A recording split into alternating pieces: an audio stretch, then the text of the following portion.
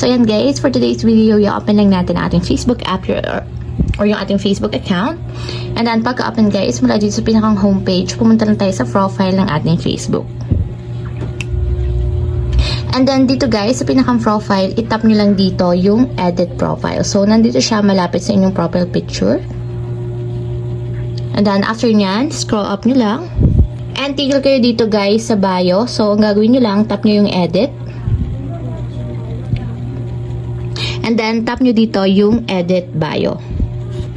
So ayan guys, dito pwede nyo nang palitan or lagyan ng bio ang inyong Facebook profile. So for example is summer. So kahit anong ilagay nyo dyan guys, pwedeng text or mga emoji. So ayan, kahit anong ilagay nyo dyan.